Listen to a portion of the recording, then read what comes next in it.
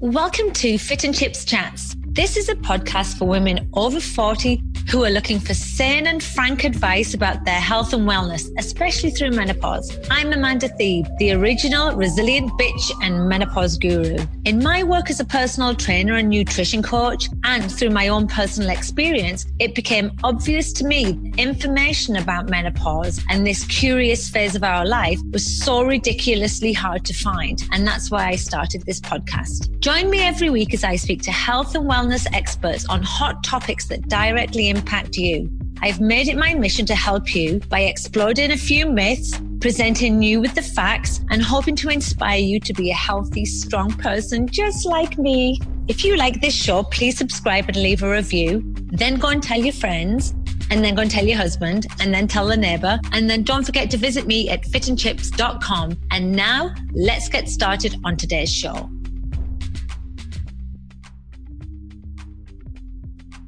Welcome back to this week's episode of Fit and Chips Chats. I have Dr. Susan Kleiner on the show with me today. She is the owner of High Performance Nutrition, which is a consulting firm in Mercer Island, Washington. I'm saying that like I have any idea where that is. My US geography is still terrible. She's the director of science and communication for Vitargo. Is that how you pronounce it? Vitargo? Yes. Vitargo Inc. And one of the main reasons I asked Susan on the show is because she's an author of 8 books. Her new book is called The New Power Eating. But I met Susan at the Girls Gone Strong conference, 4 years ago now. And Susan's was my absolute favorite presentation, bar none.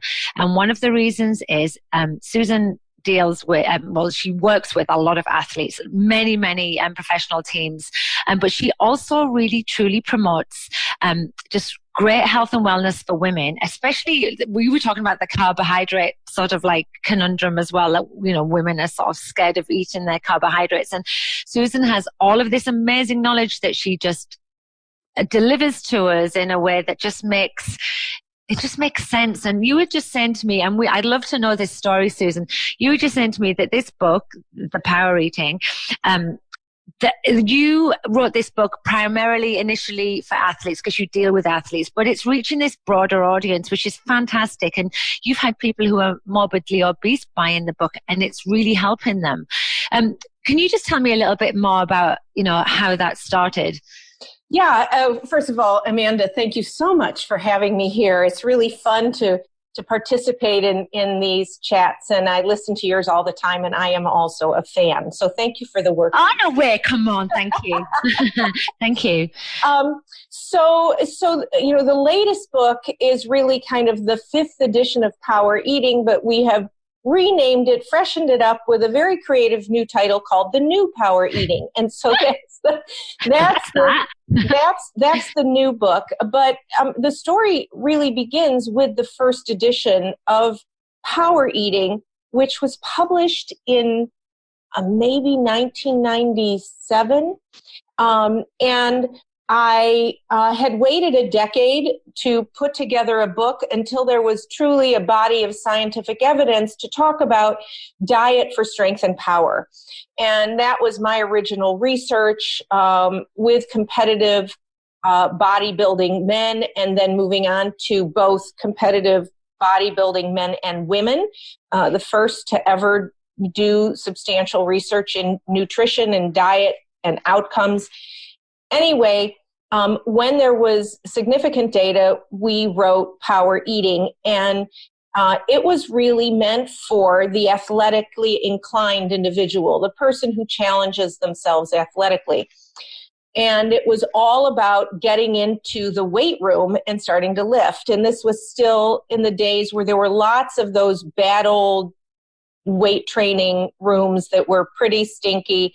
They were mostly all free weights. It was mostly a lot of men grunting and a few women, of which I was one. I had this wonderful young woman who was a professional bodybuilder. She had her pro card, train me, and that was just inspirational at the time. I never got on stage. It was never my goal. I wanted to get stronger.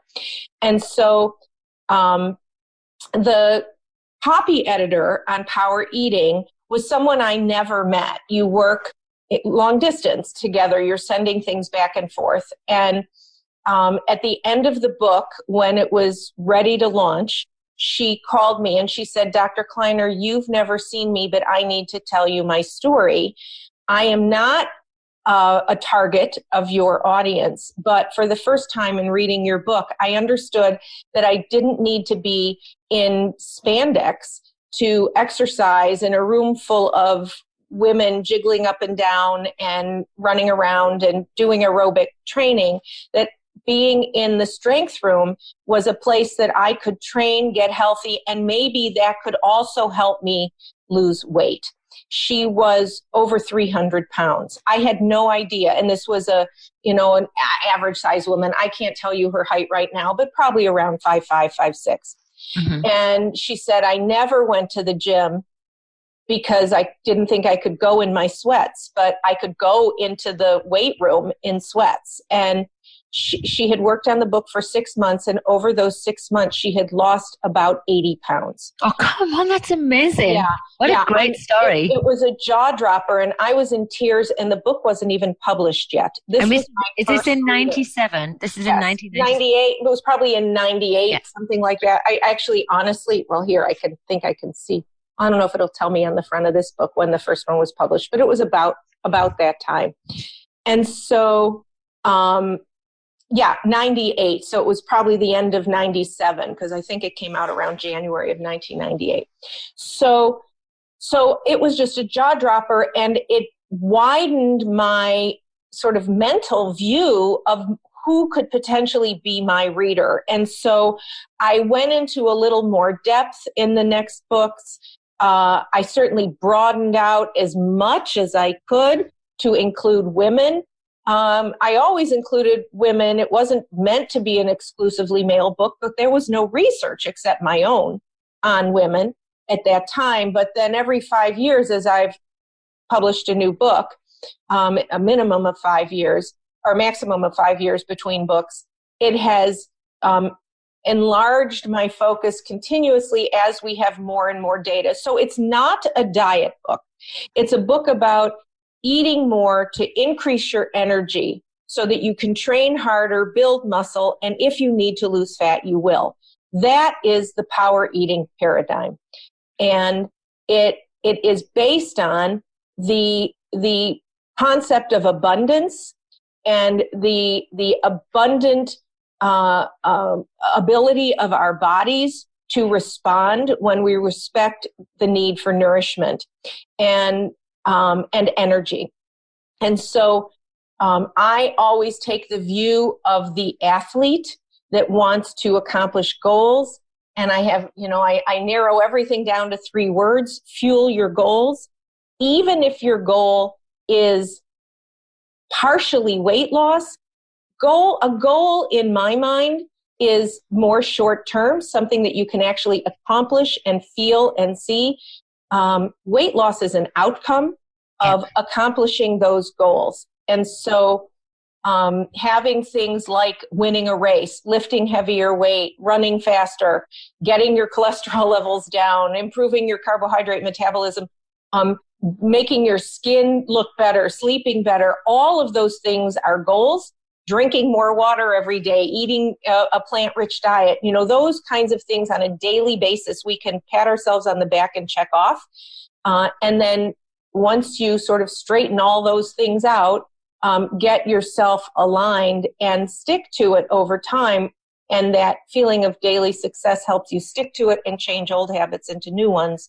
Sorry, carry on. All I was going to say is the one thing that stands out from that is when you talk about this abundance, and it's just such a great way to word it, like to, respect the need to nourish our body, like actually just to respect our body instead of punishing our body with food, which just seems to be the way that the diet industry has gone. It's all about restriction and it's so upsetting to see. And I know that this is your jam, and so not jam, but I know this is your jam. And so I love that, because you want people to really enjoy food and to nourish their bodies so that they do have that mental clarity, that better mood, get a body that really works for them.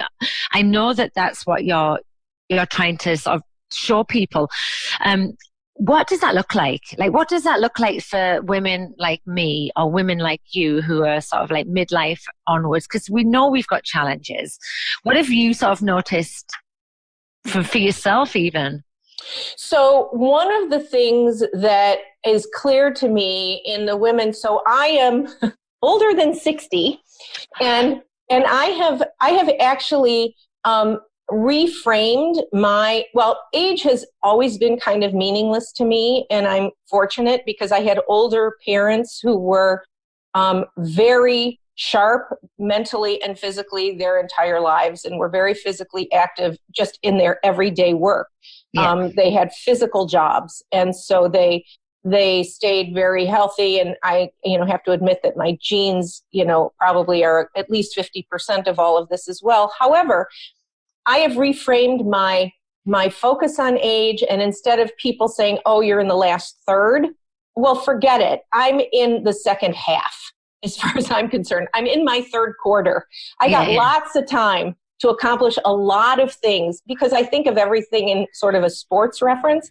And so to me, yes, I've definitely lived through the first half, but with how long we live when we take care of ourselves today, I'm only in the third quarter, which means I got a lot of taking care of myself to do. A lot of living left to do, and right? A lot of living left to do. And this is actually the time of life when you really get freed up a little more to do those things. And so the women that I know, both my clients as well as my friends and circle of friends, is one thing we all did as we started to approach sort of perimenopause was we ramped it up, and we started working out harder, and we added a sport we had never done before. We really started to change it up and do different things. For me, I had never been a runner. I never liked running.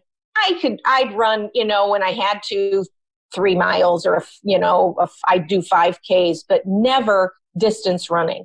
And I thought, okay, my daughter's starting to do half marathons. I'm just going to do that.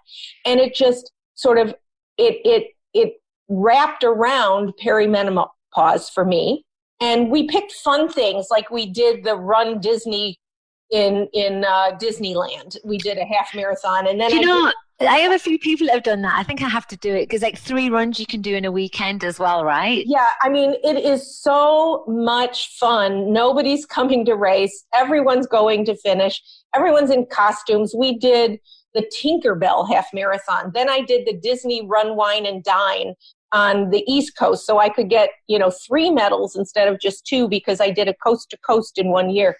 Anyways, we made it about as fun as we could. I did the East Coast one with a colleague, and we had a ball. So here's the thing. I think, when I look at the females in, sort of a generation or two older than me, everyone went through menopause in a very difficult way. I kind of breezed through. I can't say that it's because I started to do something very intensive and new very regularly, because I was on a pretty serious training schedule. But all I know is that my symptoms were low. And what I hear from women who have done the same thing, it doesn't have to be, it could be that they started lifting and they always ran, it could be anything new. But even in your favorite thing that you've always done, ramp it up, make things harder.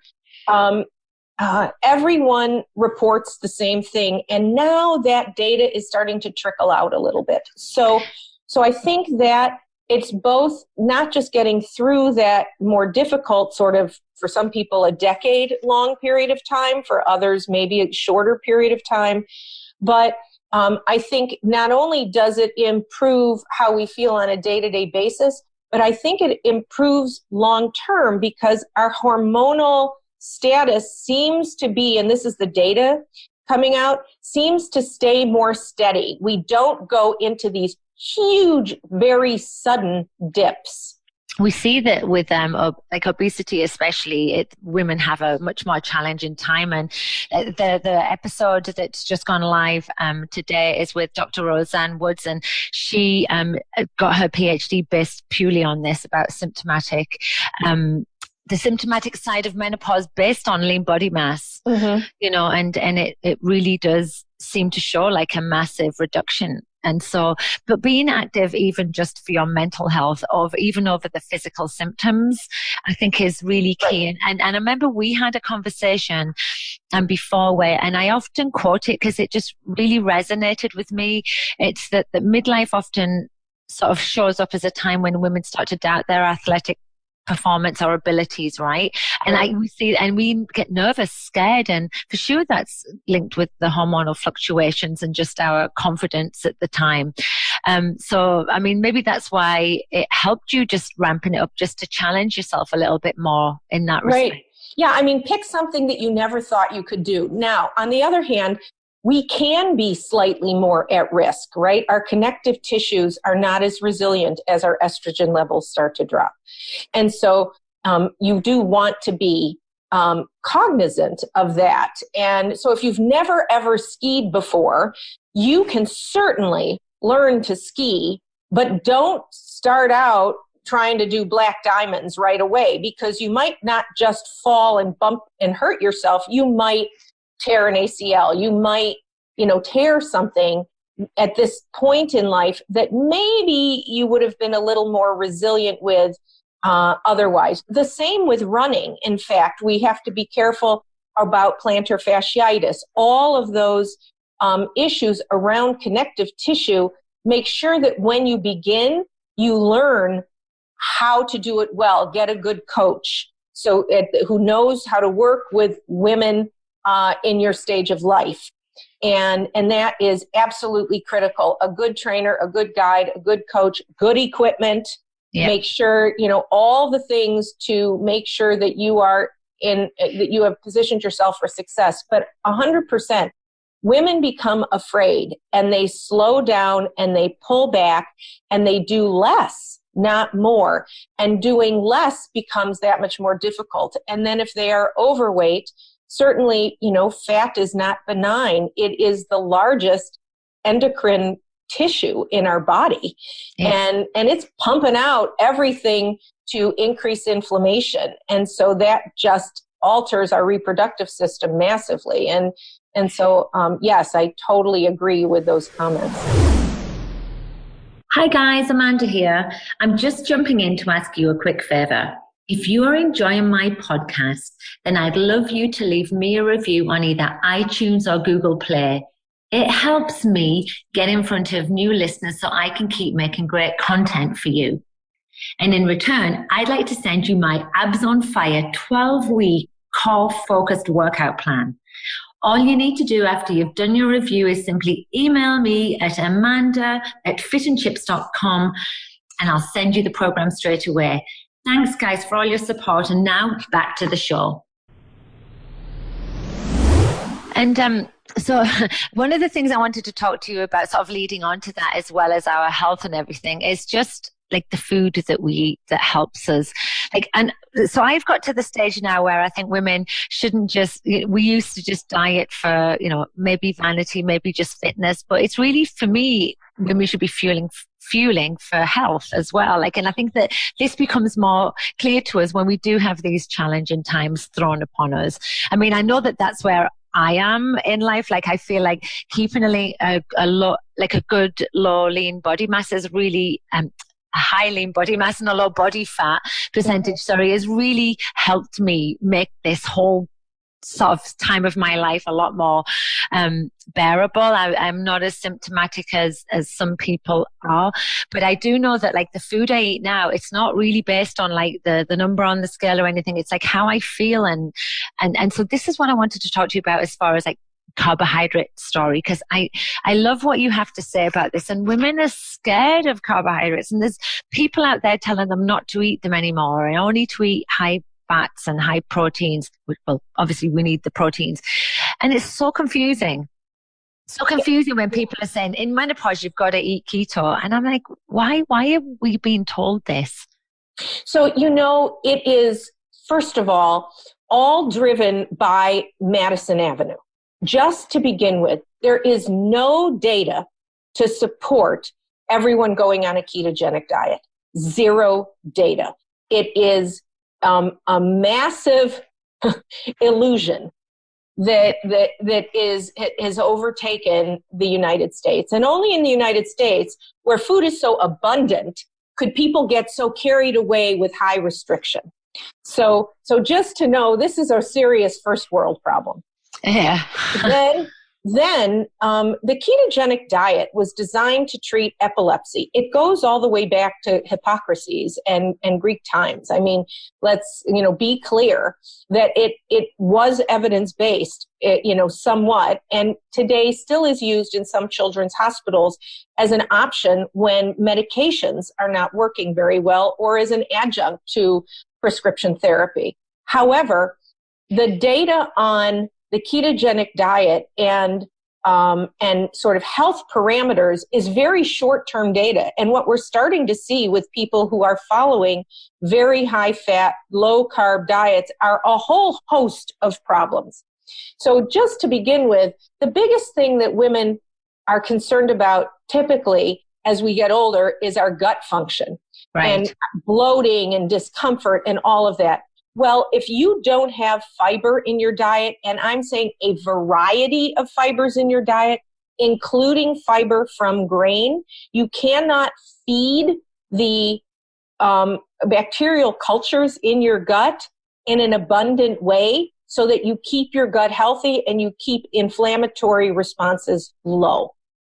And so what happens in a ketogenic diet is the bacterial, so your gut biome changes, and you have a high level of pathogenic bacteria and a low level of our healthful bacteria, and there's all kinds of gut risk and gut inflammation that has been shown over time. There's problems in children who have been on the ketogenic diet who are epileptic with bone mineral metabolism. That's the number one thing that is being investigated right now. So we came into this world as omnivores. And that means we need animal foods in our diet. We can supplement if we're vegan, and people can do it healthfully if they are conscious and they do it well and they're well educated on how to do a vegan diet, but you must supplement numbers of different things. And on the flip side, we also must eat a robust plant-based diet. And that doesn't mean, one stalk of celery every day. That really means, a wide variety of fruits and vegetables, grains and beans, and nuts and seeds. And so and there's a whole new book out about this where she talks about cultured foods, but really the focus of the book is what we call prebiotics, not the probiotic, but the fiber required to feed the biome. And looking at the original research where we started to study native African populations that had very healthy guts. The original research was looking at fiber, and Dr.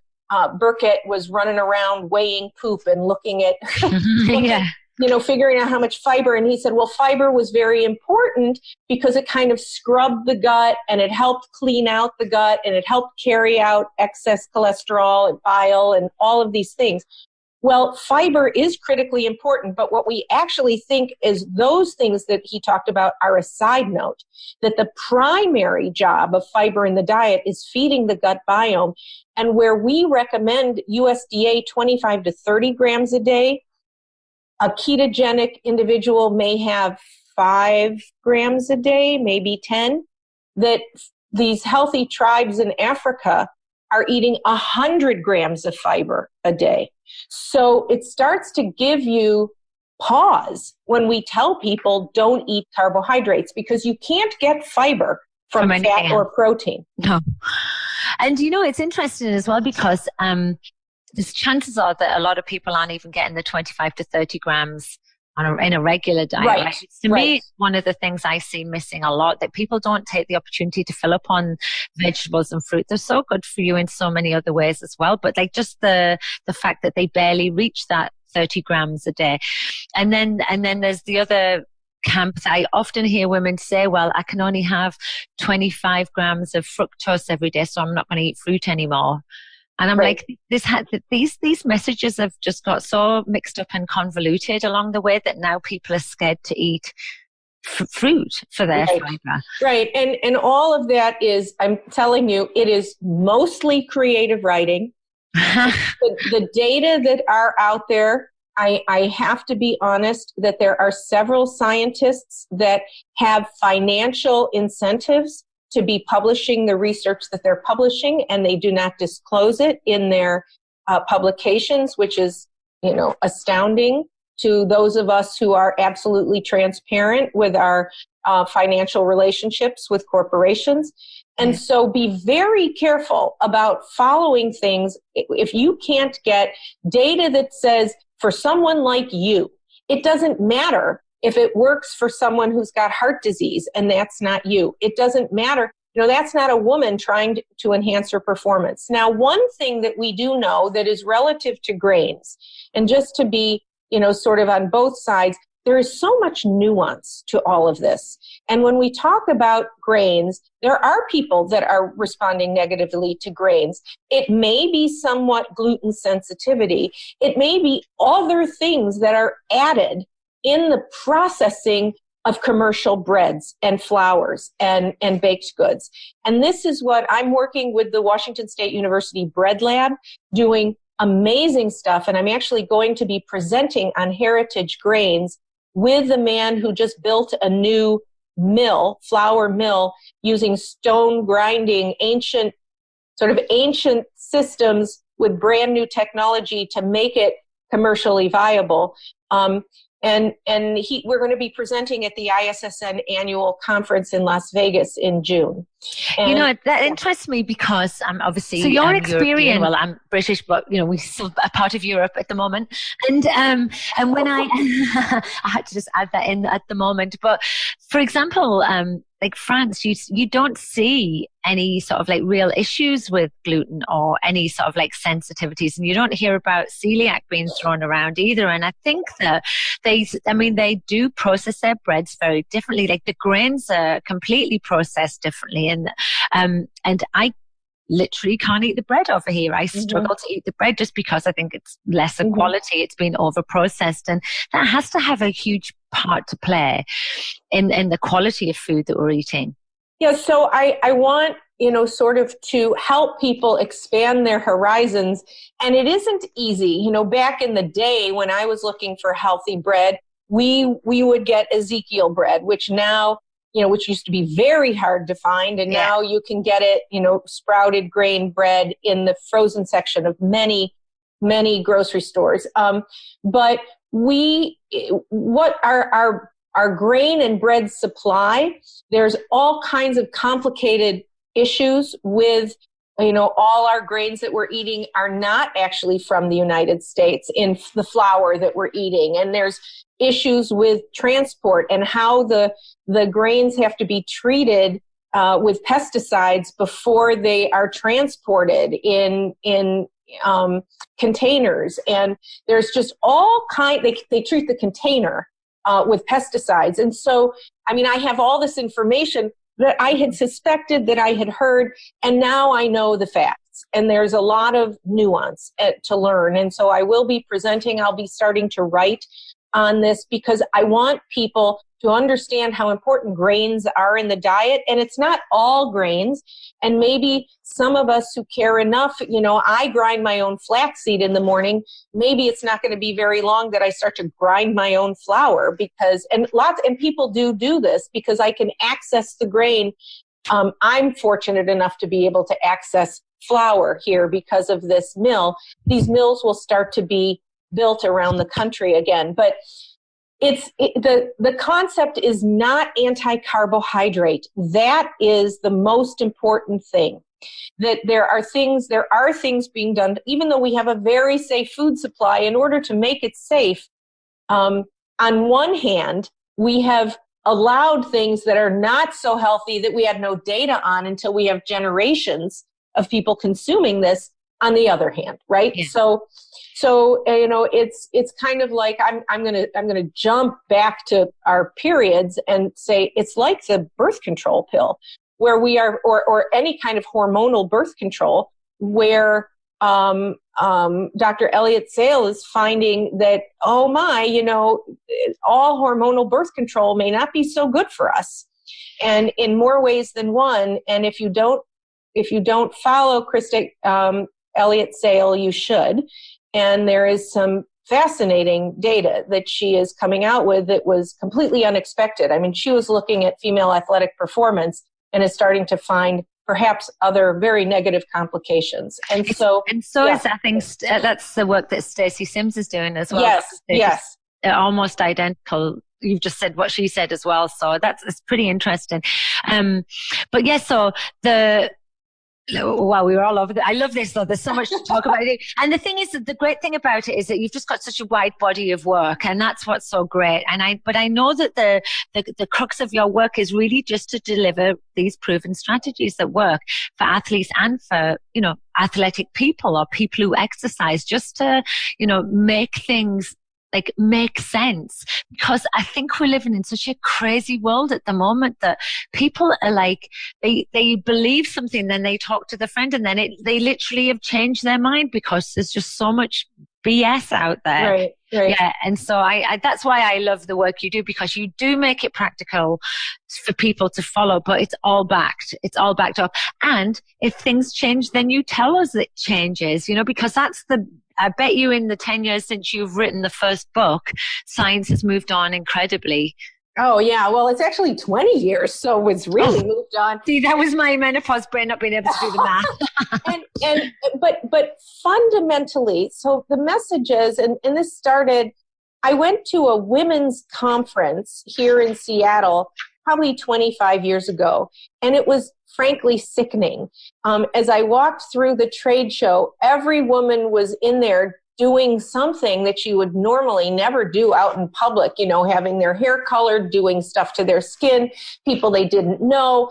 And every message was that your body is broken and I can fix it. Just listen to me. I can fix it. Whether, no matter what it is. And this concept, it's a total approach to life. It's a life philosophy. Do you see the world as a place of abundance or a place of scarcity? Do you see the glass as half empty or half full? I see my world as a place of abundance. I expect that. I certainly prepare for the worst, but I expect the best. And so I expect the best out of my body. And if I want it to perform at its best, whether it's when I'm talking to you on a podcast, or I'm being able to communicate coherently with my husband at 9:00 at night, or I'm trying to train and lift and run and cycle and do everything else I want to do, then I need to give it the tools that it needs to do so. And I expect it to work properly. That the only way that I will be able to do those things is to allow my body to operate in abundance, not in restriction. Because when you restrict, you can't buy a car for less money than the amount that they expect to pay you. You can't say, well, I'm not going to pay $18,000 for that car. I'm going to pay you 12 and expect the same performance out of a car. You can't get the same car. Well, you can't get the same body either. You either have to fill it up and allow it to work at peak operation capacity, which is where it works its best. When we're only sort of kind of limping along, everything in the body slows down. It's not what it wants. I agree. It wants to be challenged. It wants to drive, doesn't it? It doesn't want to just be sluggish. Right. And you must be doing something right, Susan, because they can't see you and I can. You just look amazing. When you said you were over 60, my jaw dropped. I was like, holy crap. I thought you were like a couple of years older than me. So, wow. So there's some aging goals for me. But This was great. We have to wrap it up now, but I really love what you have to say. Can people just find you at your website at drsKleiner.com? Yes. Okay. So I'll make sure that that's in the description of the podcast. You can also buy the new Power Cleaning, the woman's cleaning on the front. That's why I said it. The new Power Eating book. And everything that Dr. Susan Kleiner has to say is so helpful. So I absolutely encourage you to go over. And I'd just like to say thank you so much for agreeing to come on the show. Oh, it's my pleasure. We can do it again. Great. We should. I'm hoping there's lots of questions from this one and I can get you back on and just answer some specifics. That would be great. But thank you again, Susan. Thank you, Amanda. Bye-bye. Bye. Thanks for listening to the show. For more information on my services, head over to my website at fitandchips.com. That's like fish and chips. FITNCHIPS.com. Or you can head over to my Fit and Chips Facebook page too. If you leave me a comment or if you contact me, I promise I'll do my best to respond to all of your questions. The views and advice expressed by myself in this show are not a substitute for conventional medical service. No information here should be interpreted as a medical diagnosis, treatment, or prevention of any disease. If in any doubt, always go straight to your doctor. Take care. Love you. Bye.